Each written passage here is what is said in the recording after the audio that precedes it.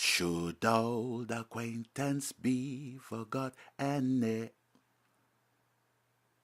Riddim, it's the 11th of January. Tiles.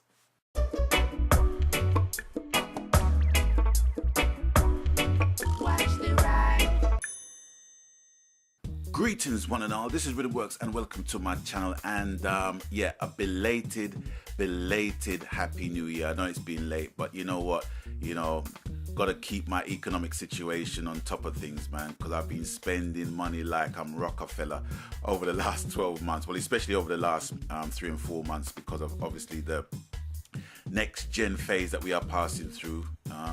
So I've just been kind of keeping tabs on things, and also I've just kind of started getting back to work on my day job, starting work on my 18th studio album, believe it or not. So I've kind of been working on that at the minute, but just want to bring some news of what has been in my gaming life so far over the last few days. First up, okay, I understand that Alien Isolation is going to be one of the next quote-unquote next big releases on all formats. And to be honest with you, Aliens Colonial Marines traumatized me to the point where it's like I'm just not interested in any Alien franchise game whatsoever. I think Colonial Marines would have been a very good game if basically, the makers took their time with it and really got good feedback from the fans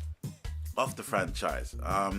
They tried their best, but in reality, it just didn't do what it was supposed to basically do, and it disappointed a lot of the hardcore Alien fans. So I'm afraid that game's gonna be in isolation. You get what I done? Yeah, that's gonna that game's gonna be in isolation from my game collection, because Aliens Colonial Marines, I've literally played that game like around 2 or 3 times, and that's gathering up dust. And apparently it's on sale now for like what, $5 on the PS Store, so I can't even get anything for it right now. So thank you, but no thank you.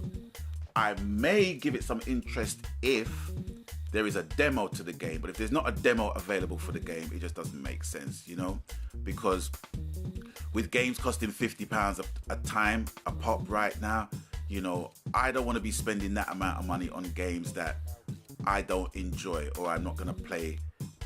I'm not going to play with any regularity. So, you know what I mean? Demo or nothing at all, mate. All right. But then I say that, but then at the same time, games like Watch Dogs doesn't have to have no demos. The Order doesn't have to have any demos. The Division doesn't have to have any demos. I've already seen gameplay videos of that on various corporate events, and I know I'm gonna buy those. But for games that I'm in and ahhing about, I need to basically play a demo. That's what I'm saying. Anyway, next up, yeah, Far Cry. The reason why I'm bigging up this game, which now is gonna be released as a 4 games in one package, Far Cry 1 to 3 and Far Cry 3 Blood Dragon. The reason why I'm actually bigging up this game is because this was the game that turned me on to first person shooters, and I have to give props to them regardless. I don't have Far Cry 1 and 2. I have 3. So maybe I might just reinvest, if you like, in the Far Cry franchise. I don't know up to this point, but at the same time, I'm bigging Far Cry up because that was the game that got me interested in the first person shooters. And if you are not an FPS gamer inclined, then try it. It's a mad game. It just reminds me of Call of Duty and Battlefield meets Grand Theft Auto on acid kind of thing, to me anyway. But yeah, it's a very influential game from my standpoint. So check that out if you want to, or even if you care to. Gamestick.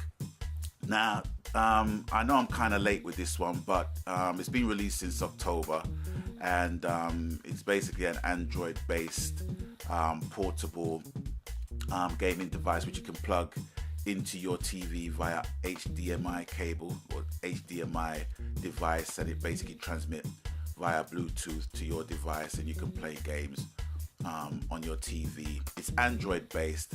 I think it's kind of late in the game for them to be bringing out a device of that nature, simply because of the next subject I'm going to bring up. But I mean, maybe, it would do well for entry-level casual gamers, if that, or even entry-level new gamers who do not have a console. And there are many gamers in the marketplace that, they game with mobile phones and tablets and stuff like that. So it's kind of good for them to capture that market. But for seasoned gamers or intermediate gamers, I don't think it's going to really provide much difference or excitement, because most of the games that are going to be featured on the device, they're Android based and you can play them on the tablets anyway.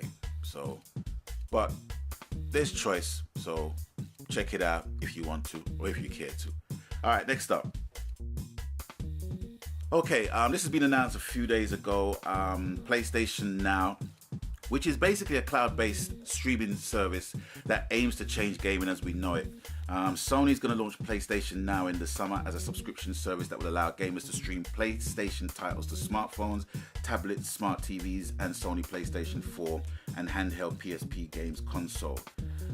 They say in the press release blurb that the firm hopes that PlayStation Now will introduce the world of gaming to people who don't own game consoles, while providing dedicated PlayStation gamers with access to game titles they played on previous generation consoles. Now, just by that alone, it's going to do the aforementioned Gamestick and those kind of devices out of business, because now, even with talk of the Vita TV, it doesn't even look as though that's even gonna be a major seller, if you like, because now it's all gonna be online, and PlayStation 3 games online, being able to play on various devices, is more of a selling factor than the PS Vita TV. But I may be wrong, I don't know, I'm just newly coming to the whole Vita thing. But where PlayStation 3 is concerned, it's safe to say that a majority of us gamers have been playing on PlayStation 3. So for it to be available on different formats and stuff like that, it can only be a plus. In relation to the subscription, I don't know if our PlayStation Plus subscription will basically cover that, or if it's a separate subscription. Who knows at this point? But I hope that it's not another separate subscription we have to pay as such, because right now it's proving to be a little bit expensive right now, and I think it should be something that's affordable and available to everybody who loves gaming. I mean, common sense, simple, I know, but it just has to be said. So I'm just hoping that we don't have to fork out any more money as PlayStation Plus subscribers. Maybe for those who don't have a console, yeah, rightfully so, yeah, they should pay a subscription or what have you. But I just hope for us as PS Plus subscribers, we don't have to fork out any more money for that. And that's more or less it. That's what I've been made aware of in the last few days. As you know, with anything, January is a slow month. Everybody's kind of getting back to normal and with their work duties and what have you. And I think with future events from a PlayStation 4 perspective, everything is going to be later on in the year. No one's making any official statements as to when certain components of the PS4 are going to be made available. Obviously with game releases, yeah, there are dates set, but in terms of like the Gakkai cloud service, I'll be interested in finding out exactly, how that is going to run in tandem with the PlayStation Now system that's going to be utilized. So that'll be interesting to see. And that's basically that. So whatever you are doing, happy gaming, and whatever you are entertained by, enjoy to the max, you know. And I'll catch you guys on the next one. That's it.